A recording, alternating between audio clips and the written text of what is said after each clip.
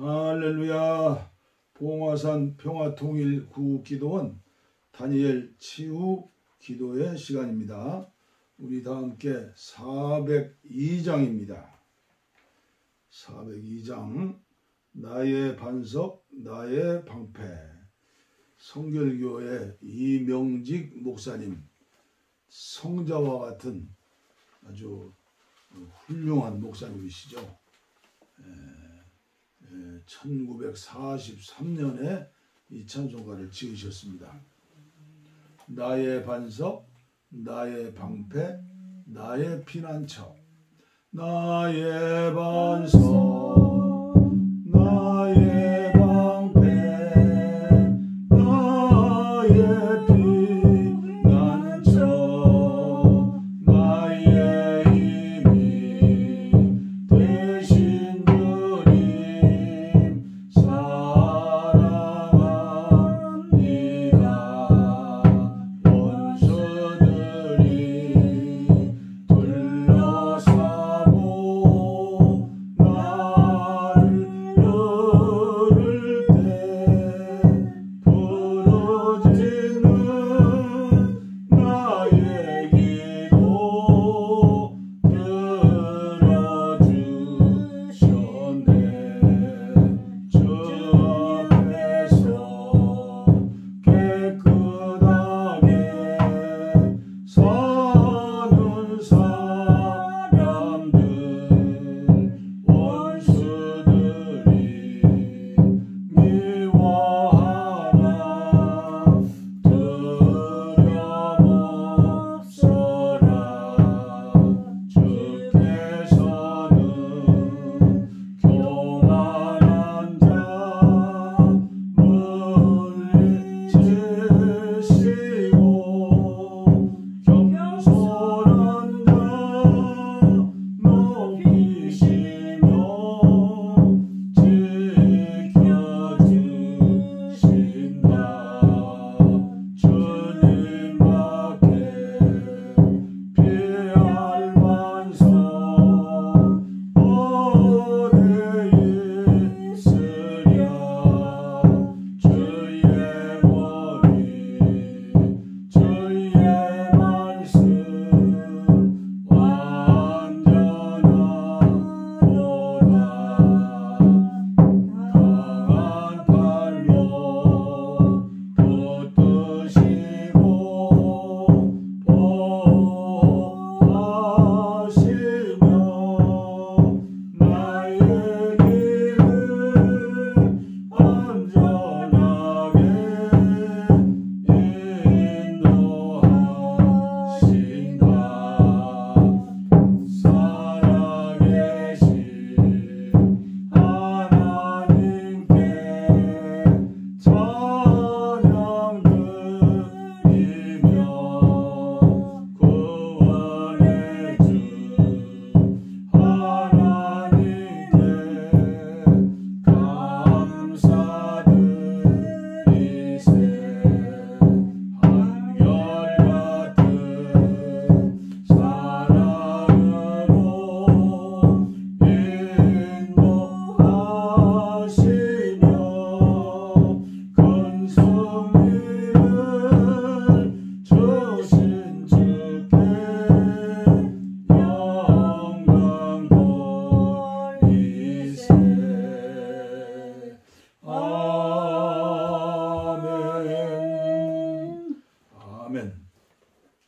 하나님 말씀 마태복음 26장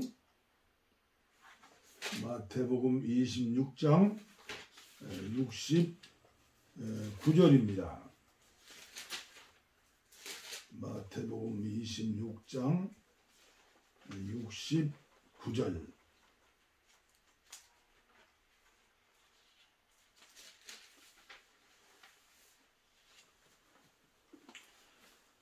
베드로가 예수를 부인하다. 그동안 베드로는 안뜰에 앉아 있었다. 한 여종이 그에게 다가와서 말했다. 당신도 갈릴리 사람 예수와 함께 있지 않았나요? 그곳에 있는 모든 사람 앞에서 베드로는 부인했다.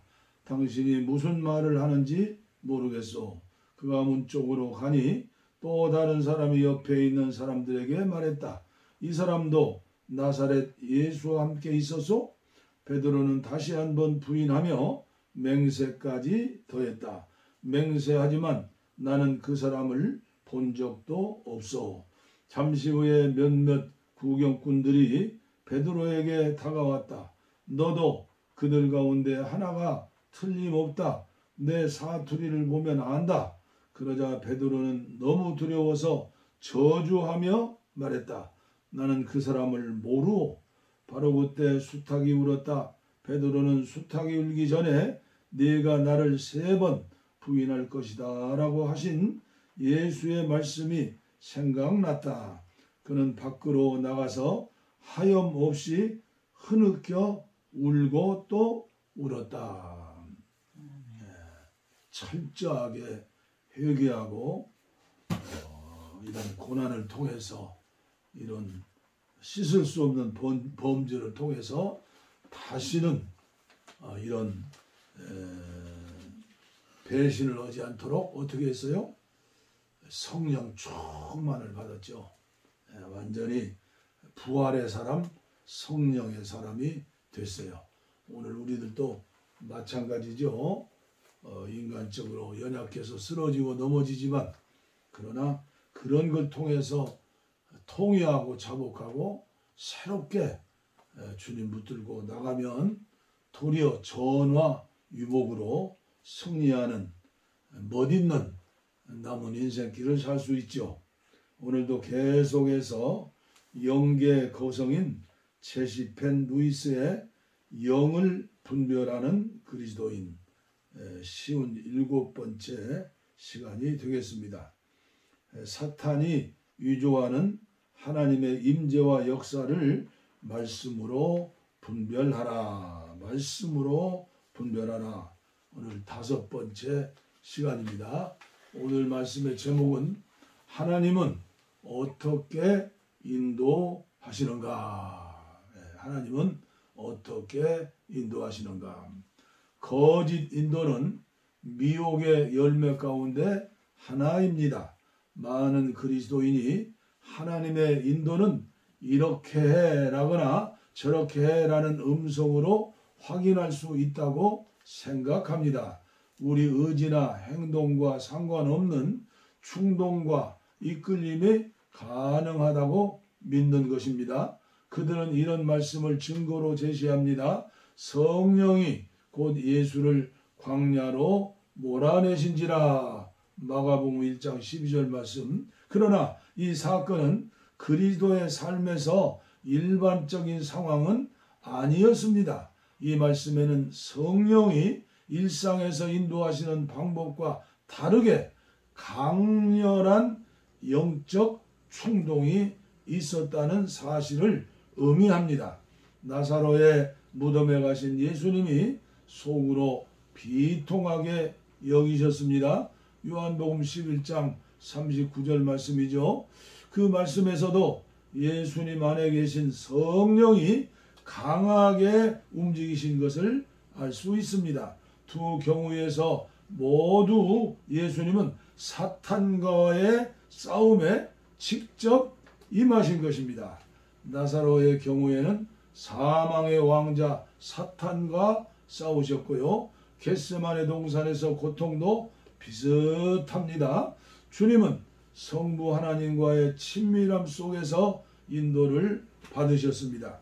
하나님 뜻에 따라 결정하고 하나님의 뜻에 따라 행동하고 하나님의 뜻에 따라 생각하고 하나님의 뜻에 따라 판단했으며 지적으로 행동하셨습니다. 겸손하게 행동하셨습니다. 하늘에서 내려오는 소리를 듣는 일은 드문데 하늘에서 난 소리는 자신을 위해서가 아니라 사람들을 위한 것이라고 주님은 친히 말씀을 하셨습니다. 요한복음 12장 30절이죠. 주님은 성부 하나님의 뜻을 아셨습니다. 그리고 인간의 몸을 입고 사시면서도 아버지의 뜻을 행하셨습니다.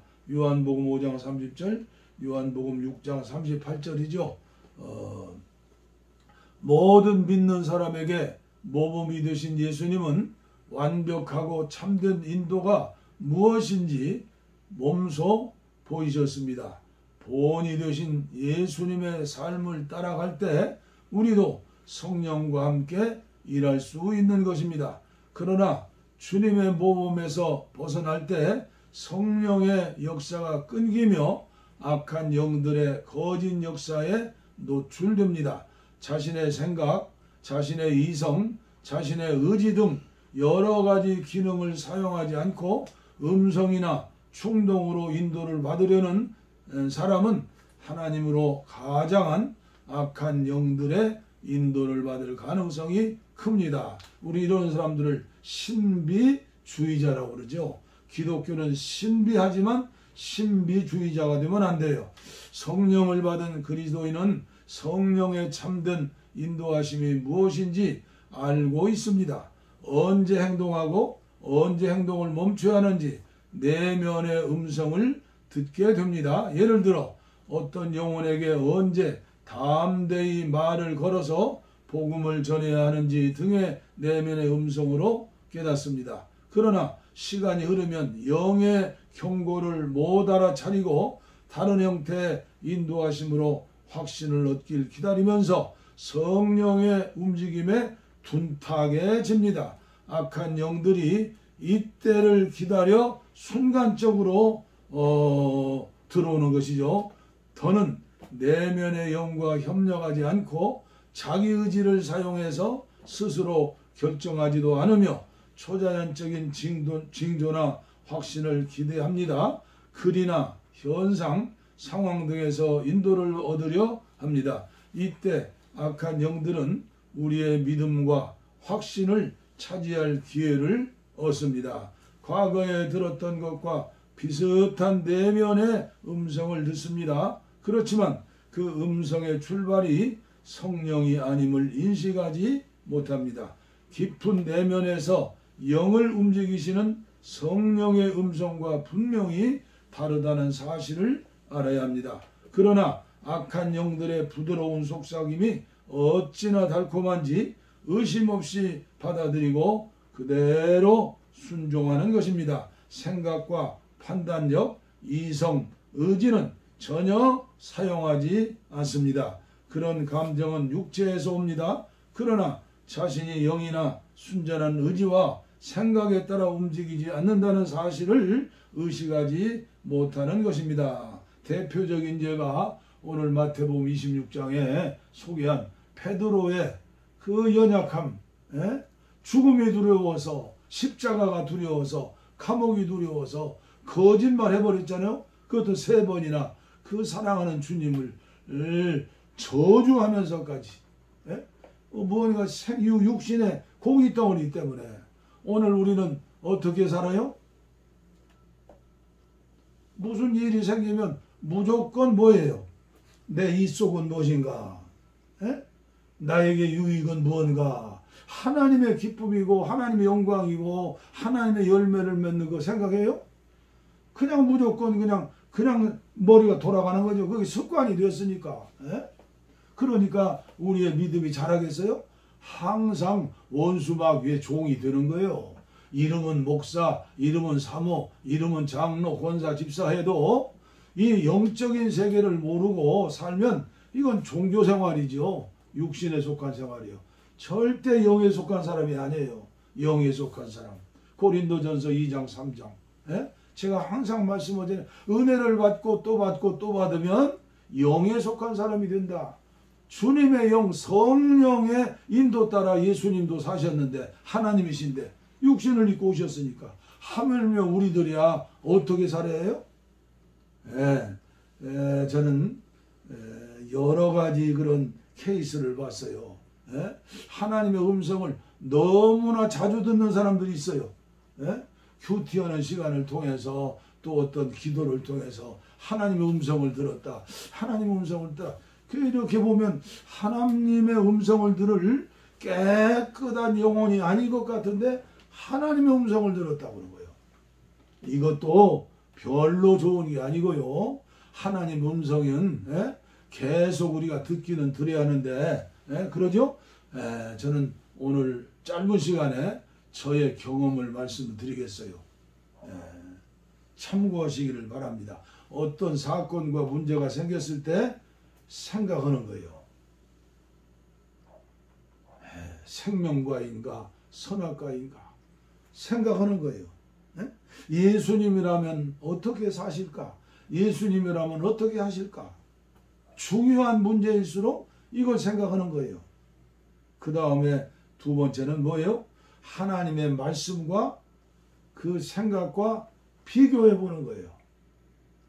아무리 내 생각이 옳다 해도 하나님의 말씀, 하나님 말씀도 한 구절만 뽑아서 하면 뭐예요? 이 잔머리 쓰는 인간, 이 이기주의 인간은 그 하나님 말씀 속에서 자기 이익을 취해요. 하나님을 기쁘게 하고 하나님의 에게 유익이 되고 이렇게 하는 게 아니라 말씀 하나. 그래서 말씀 제가 계속 말씀드린 것은 창세기부터 계시록까지 쭉 읽으시면 계속해서 하루아침에 안 돼도 예수님의 마음으로 뒤바뀌어 주세요. 그러니까 세상에는 바보처럼 사는 거예요. 세상 사람 어때요? 인간은 타고나기가 DNA가 이기주의예요. 그러니까 하나님 말씀 영혼의 양식을 계속 먹고 그 다음에 세 번째로 하는 건 어떻게 해요? 내 안에 계신 영, 성령, 우리 예수님이 뭐라고 하시는가 기도하는 거예요.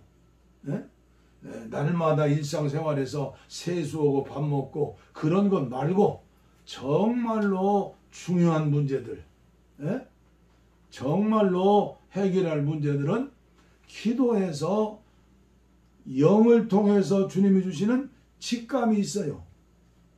양심이 있어요. 그러니까 집사냐 권사냐 장로냐 목사냐가 아니에요. 그분의 영적인 삶을 통한 영혼의 그 성장이 어느 정도 있는가, 영으로 이걸 생각해야 해요. 그래서 그 세 번째 기도하고 또 기도하면서 결정하고 판단하고 그리고 그렇게 순종하며 살게 되면 백전백승이다. 절대 어려운 일이 생겨도 원망불평하지 않고 하나님께 감사하면서 더해 주시는 합력하여 선을 이루시는 주님의 은혜와 축복을 받게 되는 거예요. 그래서 믿음. 그래서 믿음이 이기네.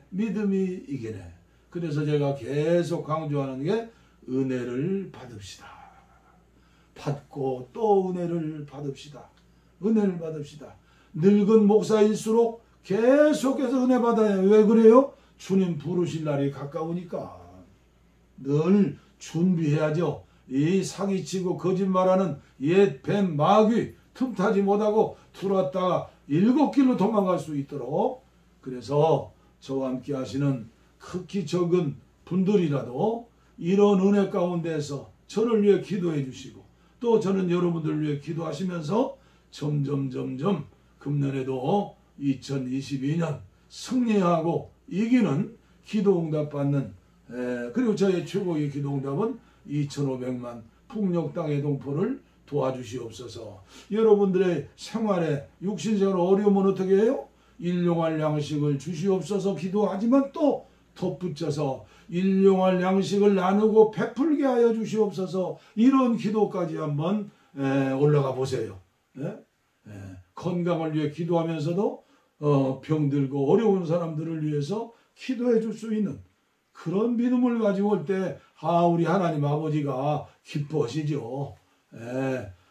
기도하겠습니다. 하나님 아버지 감사합니다. 말세에 믿음을 보겠느냐. 너희들은 원한 맺힌 과부처럼 끊임없이 주님 앞에 부르짖어 기도하라고 말씀하시지 않았습니까?